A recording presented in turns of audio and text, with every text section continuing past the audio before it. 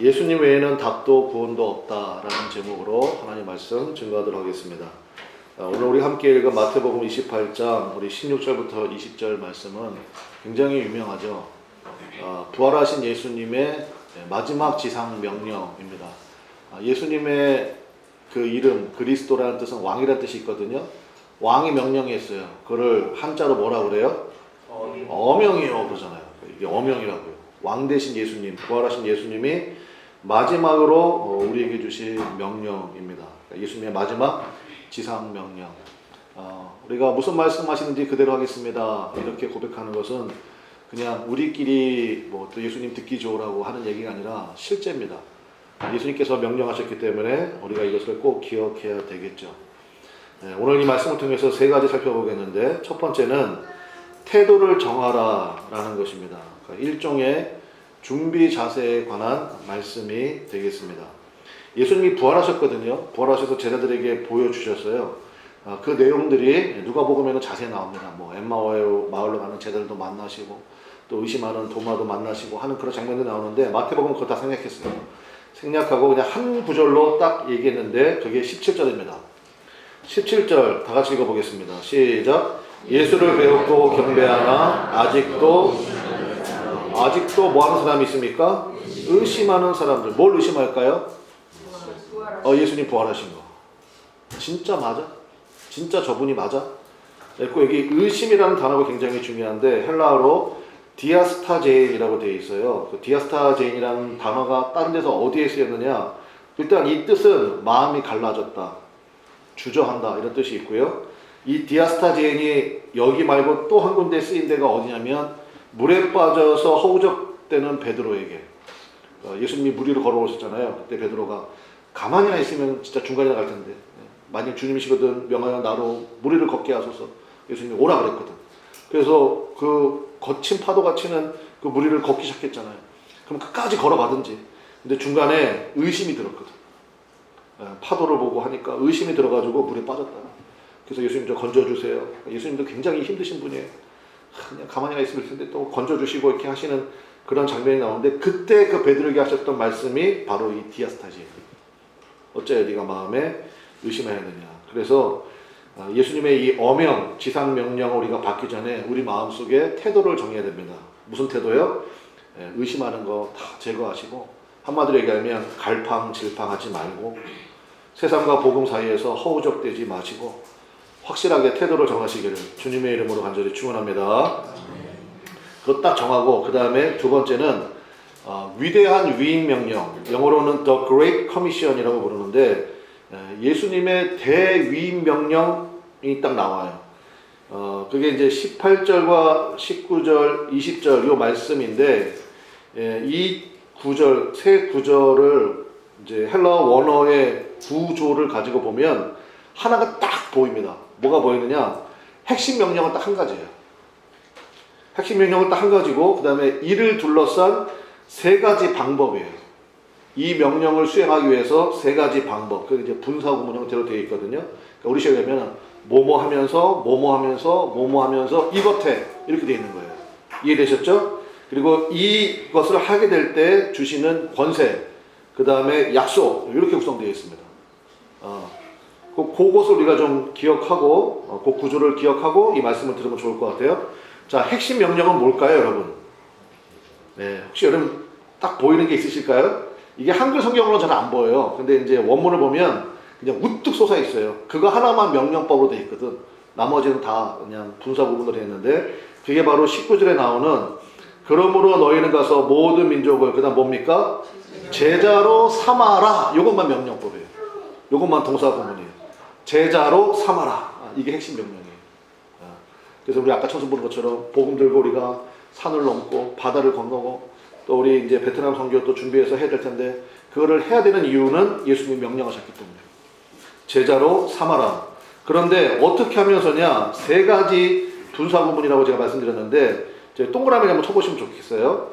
19절에 첫 번째가 뭐냐면, 그러므로 너희는 가서예요. 거기 동그라미 쳤어요. 그러니까 너희는 가면서, 그 다음에 제자를 삼아라. 그 다음에 아버지, 아들과 성령의 이름으로 두 번째 분사 구문이 나옵니다. 뭐 하면서? 세례를 베풀면서. 그 다음에 20절에 보니까 내가 너에게 분부한 모든 것을 가르쳐 지키게 하라. 근데 이거 거꾸로 돼 있어요. 지키도록 가르치면서. 그러니까 지킬 때까지 가르치라는 얘기예요. 지킬 때까지. 한 번 얘기하고 아유 저 인간은 안 돼. 그러지 말고 지킬 때까지 가르치라는 거예요. 자 그럼 정리합시다. 명령은 하나입니다. 뭐요? 제자 삼아라. 근데 세 가지 방법이 있어요. 첫 번째가 뭐라고 그랬어요? 가면서. 두 번째는요 세례를 베풀면서. 세 번째는요 지키도록 가르치면서. 그렇죠. 네, 요 세 가지. 요 세 가지는 좀 간단히 좀 살펴보는 게 필요할 것 같아요. 첫 번째는 제자를 삼으려면 가라는 거예요. 가라는 거예요. 가면서. 그래서 예수님의 사람들은 특징이 있는데 머물러 있으면서 찾아오기를 바라는 것이 아니라 계속해서 경계를 넘어서 세상과 모든 민족과 종족과 문화권으로 나아가는 주도적인 태도가 있어야 된다는 것입니다. 저는 이걸 말씀 준비하면서 그게 좀 생각해 봤어요. MBTI를 표현한다 그러면 저 이거 같아요. 새벽 기도를 통해서는 I가 돼야 돼요. I는 뭐예요? 내향형이죠. 인트로 버전이라고 부르잖아요. 새벽 기도 때는 그냥 주님과 나밖에 없는 거예요. 다른 사람 쳐다보지도 마. 다들 그냥 맨 얼굴에 나와가지고 쳐다보면 서로 민망하니까 그냥 주님만 바라보는 거예요. 새벽 기도를 통해서는 I가 되는 거예요. 그리고 나서 생활 속에서는 어때야 되느냐? 이게 잘 맞지도 않으실 분도 계실 텐데 이렇게 하라고요. 그냥 주님 내가 명령하겠으니까 그렇게 하겠습니다. 그 생활 속에서는 극2가 되는 거예요. 그 엑스트라 버전이라고 그러잖아요. 외향형이 되는 거예요. 그래서 여러분 만남을 두려워하지 마시기를 주님의 이름으로 간절히 축원합니다. 목사님 저는요 너무 내성적이어서 제가 낯을 너무 가려가지고 그런 걸 놓고 기도하시는 거예요. 그러니까 새벽 기도 시간에는 그게 너무 중요해. 다른 사람이 뭐라고 기도하고 말고 신경 안 쓰고 그냥 나와 주님과의 시간 그렇게 쫙 침잠되는 시간 굉장히 중요하거든요. 그리고 생활 속에서는요 그냥 하나님 앞에 그냥 주시는 사람들 만나게 하시는 사람들 길거리 가다 내 눈에 뜨는 사람들 그냥 누구든지 가서 만나십시오. 그걸 놓고 기도하십시오. 여러분 믿기지 않겠지만 여러분 볼 때 여기서 있는 목사는 내성적인 사람 같아요? 외향적인 사람 같아요? 그렇게 보여요? 그렇게 보여요? 제가 옛날에 극아이였어. 극아이. 옛날에 오해도 많이 샀습니다. 그리고 왜 이렇게 저분은 아는 척 안 하지? 뭐 이런 것도 있었어요. 중고등학교 시절에는. 근데 지금은 뭐 진짜 내 눈에 띄기만 해봐라 이런 거잖아요. 지금 약간 그렇거든요. 바뀌었거든요. 그래서 제가 MBTI 때 저는 ENFJ 뭐 이렇게 나오던데 뭐 별로 뭐 의미는 없는 것 같은데 아무튼 그래요. 그래서 여러분 만남을 두려워하지 마십시오. 여러분 우리가 성경 읽다가 바울 사도의 그거 1차, 2차, 3차 전도여행 보잖아요. 그 전도여행 보면 느끼는 게 뭐예요? 다른 거 다 그만두고 딱 한 가지만 붙들면 돼요. 엄청 돌아다니시는구나. 그거 한 가지만 딱 붙으면 됩니다. 그래서 여러분 기도하십시오. 하나님 제가 갈 수 있게 하십시오. 만날 수 있게 하십시오. 두려워하지 마시고요. 낯설어하지 마시고요. 그냥 부딪히는 거예요. 이거 해야 된다는 거예요. 두 번째는 뭐냐? 뭐 하면서입니까? 두 번째가 세례를 주면서였죠. 세례는 다른 말로 얘기하면 사실은 침례입니다. 침례는 뭔지 아시죠? 물속에 푹 담그는 거예요. 여러분 사람을 물에 푹 담그면 어떻게 됩니까? 죽어요. 그러니까 푹 담갔다가 꺼내는 거예요. 그건 의미를 여러분 잘 아실 거죠. 그죠? 옛사람은 죽고 새 사람으로 태어난다. 그러니까 나의 옛사람, 옛 본성, 나의 자아의 죽음, 그게 세례예요. 근데 이제 우리 감리교도 비롯해서 모든 교단들은 그냥 약식으로 하잖아요. 그냥 세례 받을 때 목사님이 엄마는 거기 있어 걱정하지 마. 그러니까 세례를 줄 때 목사님이 그냥 머리 위에다가 물 몇 방울 뿌리죠. 왜 머리에 뿌린지 아시겠죠? 잠겼다는 거예요. 여기까지 쭉 잠겼다. 그러니까 사실은 침례가 맞기는 맞는 거죠. 근데 너무 번거로우니까 우리가 약식으로 하는 건데, 근데 세례를 주면서 그러니까 뭐예요? 이거를 계속 하라는 거예요. 그 목사님 뭐 세례를 계속 받으라는 얘기예요? 그게 아니고 신앙 공동체에 속해가지고 계속 나의 옛 본성의 죽음, 그 다음에 새 사람으로 다시 살아나는 거, 이거는 무조건이에요. 교회를 통해서만 가능합니다. 교회를 통해서만. 그래서 여러분, 그래서 교회 생활이 중요한 거예요. 여러분, 목사님 저는요, 이꼬저꼬 보기 싫어서 혼자서 조용히 신앙생활 할래요. 그거 안 된다고요. 세례를 받아야 돼. 제가 여러분에게 여쭤보겠습니다. 왜냐면 제가 이거 재밌는 얘기 많이 들었거든. 어느 교회는 절대로 이제 교회 김장을 하잖아. 교회 김치를 먹어야 되니까. 근데 어느 교회는 어떤 사건 이후로 절대로 교회에서 단체로 김장을 안 한대. 그전에는 여성교회 주도를 해가지고 다 모여서 김장을 했는데 김장하다 말고 싸워가지고 그냥 다 어질러 놓고 갔대. 그 정리 누가 해 그러면? 예. 여성교회 회장님이 하시겠죠. 근데 그 교회는 사모님이 하셨어요. 그 다음부터는 다시는 김장 안 한다는 얘기를 들었는데 제가 여러분에게 한번 여쭤볼게요. 손 들어서요. 손 들어서. 자, 우리 교회는 김장을 한단 말이야. 김장하는데 멸치 액젓을 넣어요, 까나리 액젓을 넣어요, 새우젓을 넣어요. 자, 이제 셋 중에 하나 고르는 거야. 자, 멸치 액젓 손 들어보세요. 멸치 액젓 이렇게. 그 다음에 까나리 액젓. 몰라요? 새우젓. 단어. 단어. 우리 교회는 그러니까 싸울 일이 없어. 우리 교회는 싸울 일이 없어. 그럼 하나 더 물어볼게. 하나 더. 생굴 넣어 말어. 안 넣어. 자, 생굴 넣어야 된다. 그래서 우리 교회는 안 싸우는구나. 아니, 이 교회는요, 이거 가지고, 그걸 왜 넣어? 저기 지금 회의하지 마시고요. 지금 회의하지 마시고, 이게 중요한 게 아니고, 난 가끔 오면 여러 번 오면 너무 재밌어. 막 설교하다 자기들끼리 회의를 해. 그래갖고, 그 회의하지 마시고, 그냥 저 보시면 돼. 아이고, 이런 거 가지고 교회가 싸운단 말이에요. 그러니까, 막 이런 거로 싸울 때, 어떻게 해야 됩니까? 그럴 때 이제 목사님 불러야지. 김 집사 일로 와. 다시 세례받아. 쭉 죽여버려야 돼. 물에 잠가가지고 다시 꺼내고. 이거는 교회 생활을 통해서만 가능하다는 것입니다. 그러면 이게 세례를 주면서가 무슨 얘기냐면 이렇게 이해하면 돼요. 우리 교회는 그런 일이 없지만 이제 예를 들어서 어떤 문제를 가지고 우리가 의견이 다를 수 있잖아요. 뭐 다른 거 틀린 게 아니니까 다른 거 잘못된 게 아니니까 다른 거 다른 거니까 어떻게 하면 되냐면 세례를 받은 사람은요 이렇게 한다고요. 상대방의 선호도를 미리 알아요. 그리고 미리 얘기하는 거예요. 예를 들면 나는 죽었다 깨어나도 생굴을 넣어야 된다고 생각하는 사람, 넣지 말아야 된다. 근데 저 사람은 무조건 넣어야 된대. 그럼 어떡하냐? 미리 얘기하는 거예요. 집사님, 그러면 요렇게 한 10포기 정도는 생굴을 한번 넣어볼까요? 그러면 진짜 맛있고 탁 쏘는 맛이 있어서 너무 좋을 것 같아요. 그러면 그분도 그럼 참 좋겠네요. 그러니까 이런 거 이런 지혜가 너무너무 필요하다는 거예요. 그래서 제자를 삼으려면 세례를 주면서, 근데 이거는 교회 생활 외에는 방법이 없어요. 그렇게 하면서 나의 옛 본성이 때로는 들통도 납니다. 여러분들 뭐 그런 거 있잖아요. 저 집사님 겉으로 안 보이는데 굉장히 고집세네. 뭐 이런 거. 그런 거 다 들통나게 돼 있어요. 본인만 모르지. 주변 사람들은 다 알아요. 왜 조용하냐? 맞춰주는 거예요. 옆에 세례받은 사람들이 많거든. 그래, 주님이 나를 참아주신 것처럼 나도 저 영혼에 대해서 인내하기 원합니다. 그리고 그럴까요? 하고 맞춰주기 때문에 소리가 안 나는 거예요.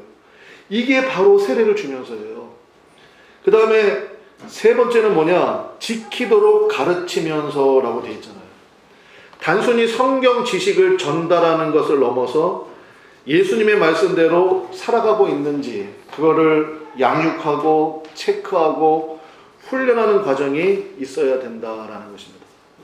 그래서 우리 6월달에 이제 재편성하게 되는 이거 굉장히 중요한 거예요. 진 리더가 그거 하는 거예요. 그거를 잘 지키고 계신지, 그리고 잘 못하고 있으면 옆에서 복도다 드리고 위로해드리고 기도해드리고 하는 것. 요 세 가지가 있어야 제자가 된다는 거예요. 제자는 그냥 나오는 게 아니고 따라합시다. 가면서 세례를 주면서 지키도록 가르치면서 요 세 가지가 있어야 돼요. 그 근거는 뭐냐? 예수님께서 말씀하셨죠. 18절에 보니까 하늘과 땅의 모든 권세를 누가 가지고 계십니까? 예수님이 가지고 계세요. 이게 근거예요. 모든 권세, 모든 파워는 예수님에게 있다는 거예요. 여러분 믿으시죠? 아멘이시죠? 그러니까 이게 우리의 근거입니다. 이 근거를 우리가 붙들고 우리는 이제 이거 하는 거예요. 제자를 삼는 거예요. 이 세 가지를 하면서 이렇게 하면 어떻게 하느냐? 약속이 있다는 거예요. 약속. 자, 볼지어다부터 읽어보겠습니다. 맨 마지막 20절 볼지어다부터 시작. 볼지어다 내가 세상 끝날까지 너희와 항상 함께 있으리라 하시니라. 이렇게 하면 그러면 예수님께서 약속해 주셨어요. 언제까지요? 세상 끝날까지. 내가 너와 뭐 한다요? 이거를 잊지 마십시오. 여기다 괜히 여러분이 왜 나한테 복 안 주셔? 왜 우리 아들 직장 취업 안 돼? 그런 거 넣는 거 아니에요. 예수님이 우리에게 약속하신 거는 딱 한 가지예요. 뭘 약속하셨습니까? 임재예요, 임재. 네가 어디 있든지 무엇 하든지 항상 함께 하겠다. 이거 약속해 주셨다고요. 착각하지 마시라고요. 면제가 아니에요, 면제가.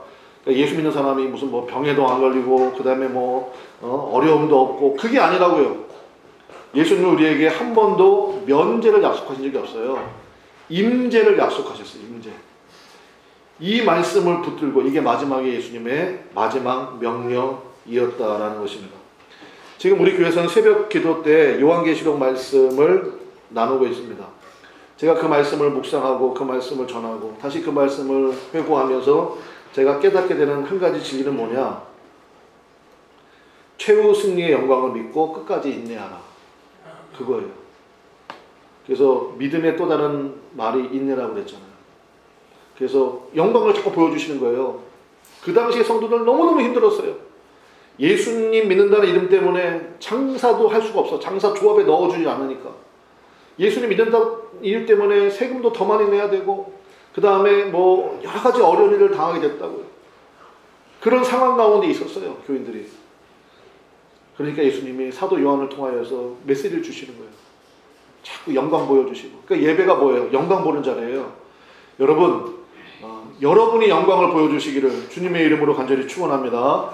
목사님의 설교에 은혜 받고 뭐 찬양단에 은혜 받고 그것도 있지만 예배 드리는 여러분 좌우 앞뒤에 있는 사람의 그 모습을 보고 은혜를 받는 거예요. 왜냐면 좀 알잖아요. 야, 저분 지금 상황이 어렵다는데, 저분 지금 자녀가 뭐 아프다는데, 또 뭐 여러 가지 이유가 있잖아요. 아, 그런데 예배 나오셨네. 저렇게 간절히 기도하시네. 저렇게 열심히 섬기시네. 예. 그런 것을 보고 우리가 영광을 보게 되는 거예요. 야, 진짜 주님 주시는 소망이 있는가 보다. 여러분이 여기 와서 예배 드린다고 여러분이 무슨 뭐 월급을 뭐 몇 프로 더 받긴 합니까? 뭐 세금 감면됩니까? 아니잖아요. 오히려 돈 내가면서 시간 들여가면서 여러분의 은사도 다 헌신해 가면서 그러니까 그런 모습들을 보고 사람들이 보는 거예요. 아, 진짜 영광이 있구나. 여러분이 그러한 영광을 보여줄 수 있는 우리 사랑하는 그나마을의 성도들 되시기를 바랍니다. 마지막으로 세 번째는 오늘 설교 제목인데 예수님 외에는 답도 없고 구원도 없다라는 것입니다. 여러분 믿으시죠? 뭘 믿냐? 천국은 눈물도 없습니다. 그렇죠? 천국은 기쁨만 있습니다. 아픔도 없습니다. 슬픔도 없습니다. 그럼 제가 여러분이 여쭤보겠습니다. 천국이 이렇게 참 좋은 거예요. 눈물도 없고 아픔도 없고 그냥 기쁨만이 가득하고 그런 곳이 천국이잖아요. 맞죠? 그럼 지금 당장 천국에 가실래요? 이거는 좀만 있다가. 네, 저도 기도해요. 저는 여러분 장례 예배 다 해드리고 갈 거야. 그러니까 걱정하지 마세요. 근데 네, 제일 오래 살겠다는 얘기죠. 근데 이거를 생각해 봐야 돼요. 아, 천국은 이렇게 좋은데 그럼 예수님이 너 예수 믿었어? 세례 받았어? 그럼 바로 와. 바로 우리를 천국으로 직행시키지 않고 이 땅에 남겨두신 목적이 있을 거 아니에요. 그 이유가 있단 말이에요. 제가 최근에 AI 로봇 세미나를 한번 본 적이 있어요. 제가 관심이 있어서 그걸 좀 유심히 좀 찾아보고 했거든요. 그 세미나를 좀 이렇게 본 적이 있는데 이제는 AI라고 안 부른대요. ASI라고 부른대요. 그 S가 이제 슈퍼가 들어갔겠죠. Artificial Super Intelligence. 그래서 초인공지능 이렇게 부른다고 하더라고요. 꼭 대단하다는 거는 여러분 뭐 다 아실 테고, 근데 동시에 우려의 목소리가 이제 막 들리기 시작하는 거예요. 거기서 제가 영상 하나 봤는데 제가 여러분에도 그 영상을 좀 보여드리고 싶어가지고 제가 준비했거든요. 한 2분 정도 되는데 한번 눌러봐 주십시오. 네, 요건데 이거 보신 분들 계실 텐데 이 이제 두 AI 로봇입니다. 이제는 이제 AI가 인공지능으로만 있지 않고 저렇게 이제 물리적인 몸을 입는 거예요. 저 로봇 두 개 사람이 들어가는 거 아니에요. AI 로봇인데 이 로봇 한 명에게 내 침실을 정돈해줘 라는 명령만 줬어요. 내 침실을 정돈해줘라는 명령만 주고 그리고 이 AI에게 또 다른 AI를 붙여줬습니다. 둘이 어떻게 협업을 하느냐 이거를 보여주는 거예요.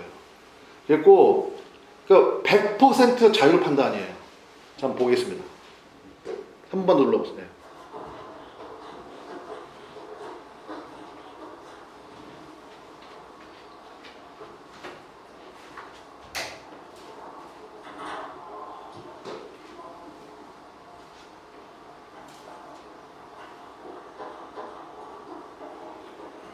자,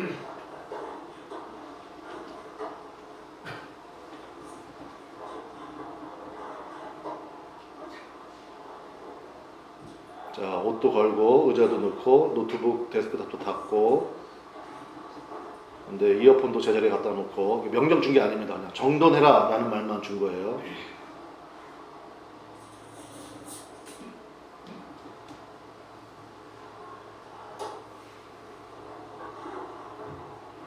저 관절을 굽혀가지고 쓰레기통 발을 밟는 게 그게 엄청난 기술이래요. 그리고 이제 침대를 정리합니다. 근데 여기서 소름 끼치는 장면이 하나 나와요.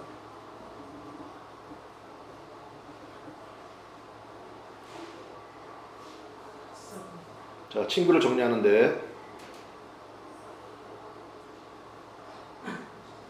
둘이 지금 의견을 교환한 거예요. 네, 둘이 지금 의견을 교환한 겁니다.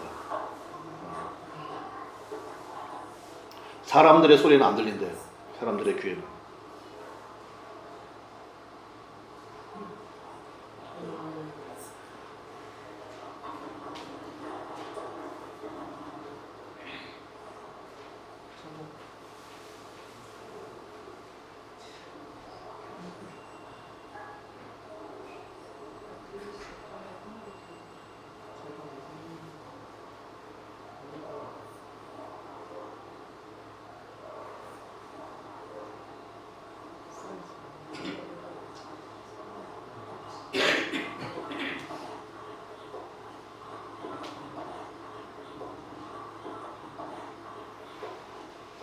네, 저도 끝났습니다. 네, 다음 화면. 네, 됐습니다. 네. 불 켜주시고. 대단하죠? 네. 근데 이제, 뭐 이런 영상들이 너무너무 많으니까, 근데 이제 AI 세미나라고 그랬잖아요. 그리고 이런 것들을 다 이제 얘기해주고 설명도 해주고 여기까지 발전했습니다. 이런 얘기도 해주고 하면서 마지막 말에 저는 약간 충격적이었어요.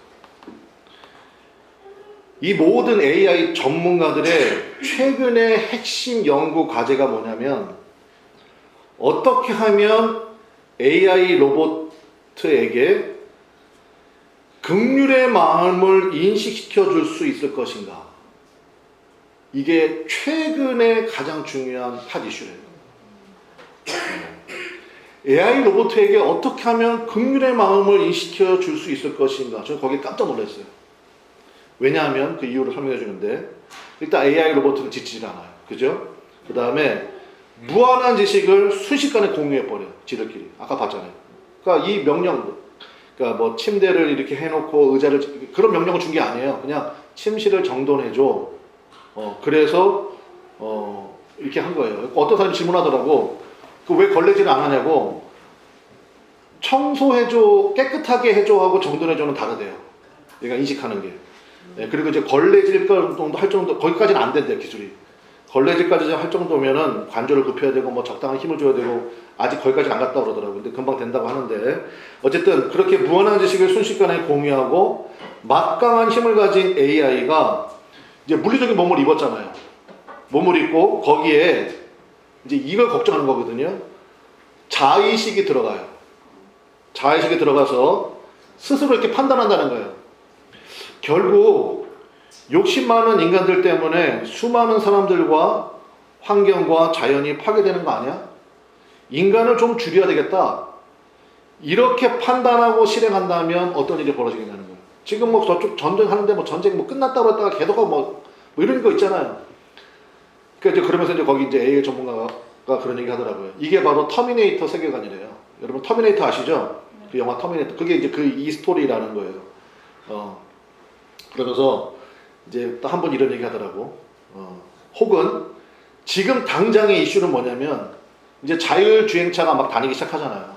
자율주행차가 다니기 시작. 이거는 뭐 이미 타고 다니시는 분도 계시죠.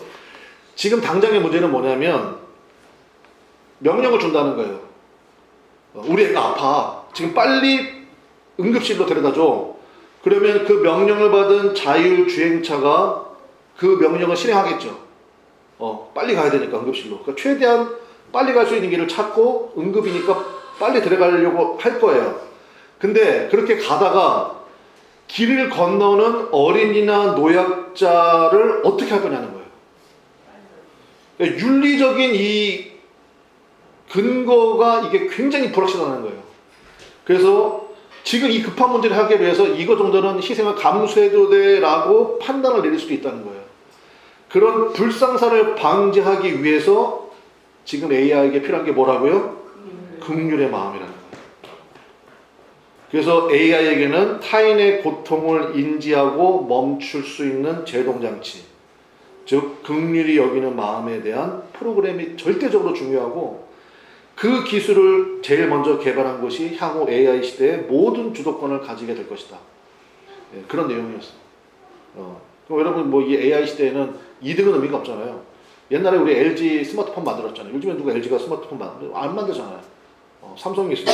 그러니까 이득은 의미가 없는 거예요. 그러니까 지금 이런 시대가 됐다라고 뭐 그런 내용이었습니다. 근데 저는 일주일 내내 제 마음속에 이제 맴도는 거는 바로 이거였죠. 긍휼의 마음. 그래서 말씀의 결론 맺겠습니다. 여러분, 성경을 읽는 팁이 있습니다. 구약 성경을 읽으시든 신약 성경을 읽으시든 성경을 읽을 때 이 팁을 가지고 읽으셔야 돼요. 무슨 팁이냐? 하나님께서 혹은 예수님께서 어떤 상황에서 누구를 향해 긍휼을 베푸시는가를 봐야 돼요. 개역 개정 성경, 신약 성경에 국한돼서 개역 개정 성경으로 말씀드리면 예수께서 불쌍히 여기사를 찾는 거예요. 왜냐? 예수님께서 불쌍히 여기시면 그 뒤에 뭐가 나온다고 그랬어요? 기적이 나와요. 상황과 환경을 뒤집어버리는 하나님의 역사가 뒤따라온다고요. 그러니까 성경 읽을 때 그 관점을 읽어야 돼요.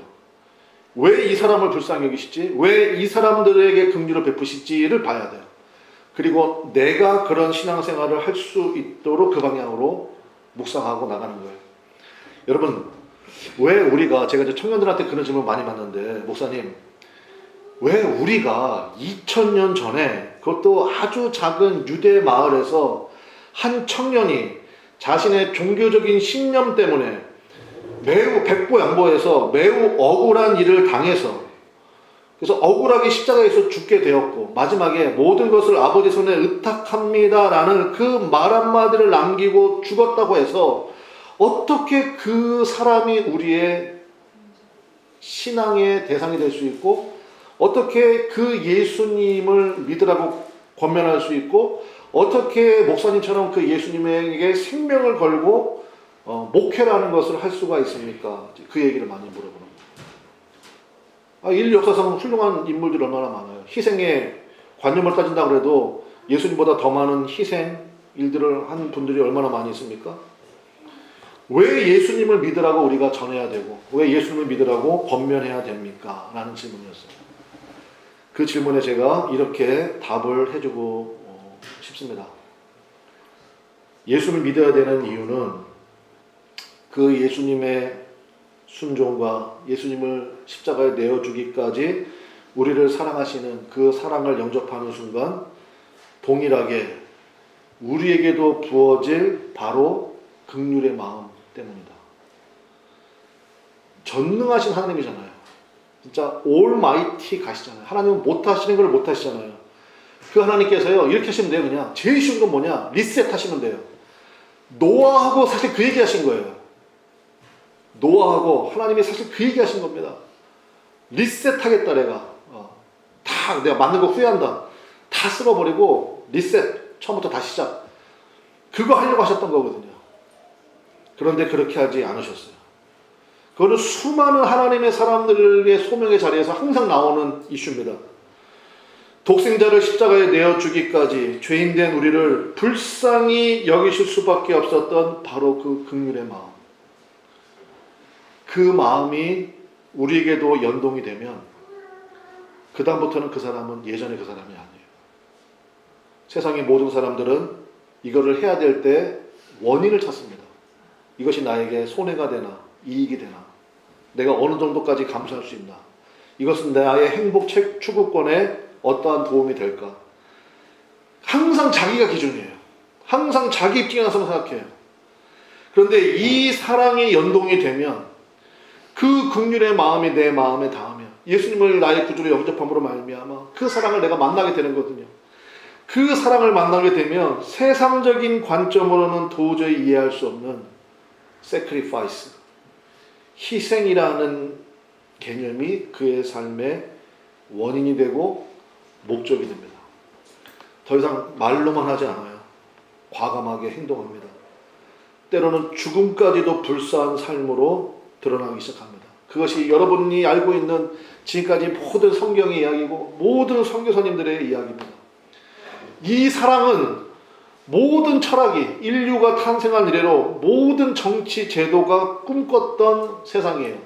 근데 이런 세상 없다는 거예요. 그래서 그 사람들이 만드는 용어가 뭐예요? 그게 유토피아예요. 그게 유가 헬라어로 없다는 거예요. 토피아가 장소예요. 그런 장소가 없어. 그건 그냥 이상향이야. 그러니까 모든 철학과 정치 제도는요 못해요. 왜냐? 누가 중요하니까? 자기가 중요하거든요. 그러니까 이거 절대 못합니다. 근데 예수님을 나의 구주로 고백하고 그 예수님을 믿고 다른 사람에게도 예수님을 믿으라고 권면할 수 있는 사람이라면 그 심령 가운데는 바로 이게 있는 거예요. 이 시대의 모든 반목이 있고요. 얽히고 섞인 문제들이 있습니다. 그 모든 문제들을 푸는 것에는 예수님 외에는 답도 없고요. 예수님 외에는 구원도 없습니다. 사랑하는 여러분, 하나님께서 예수님의 십자가를 통해 최종적으로 우리에게 기대하시는 바는 예수 천당 불신지요 이런 저급한 복음이 아닙니다. 성경이 아담 이래로 그 무수하며 때로는 진부하고 때로는 정말 심파적이까지 한 그 수많은 이야기를 통하여 궁극적으로 우리에게 주시고자 하는 마음이 뭐냐? 너를 사랑하기 위해서, 너를 구원하기 위해서 내 독생자 예수 그리스도를 내어주기까지 너를 사랑하는 그 예수님의 십자가의 사랑, 그 마음을 우리가 갖기를 원하시는 거예요. 그 마음에 연동되기를 원하시는 거예요. 그게 바로 긍휼히 여기는 마음이라는 것입니다. 과학이 고도로 발전하기 시작하니까 이제 긍휼히 여기는 마음이 답이다라는 결론이 나오기 시작하는 거예요. 제가 그래서 놀랐어요. 그 과학자들이 예수를 믿는지 안 믿는지 전혀 모릅니다. 그러나 그들도 이제는 인식의 결론이 그게 나온 거예요. 긍휼히 여기는 마음이 답이다. 그래서 여러분, 이제부터 우리는 당당히 여러분 한 사람 한 사람이 예수로 충만하기를 소원하게 되시기를 바랍니다. 세상을 향해서도 담대히 예수님을 믿고 영접하라고 외칠 수 있게 되시기를 바랍니다. 여러분, 그래야 우리가 삽니다. 그래야 우리가 제대로 살고요. 그래야 그 긍휼의 마음을 가진 사람들이 모여있는 천국에 가는 거예요. 오늘 이 말씀을 통하여서 여러분들 마음 가운데 오직 예수님으로 충만하기 원합니다. 오직 그 예수님의 그 마음이 내 마음에 부음받아지기 원합니다. 그 은혜가 임하시기를 주님의 이름으로 간절히 축원드립니다. 찬양하겠습니다. 우리 충만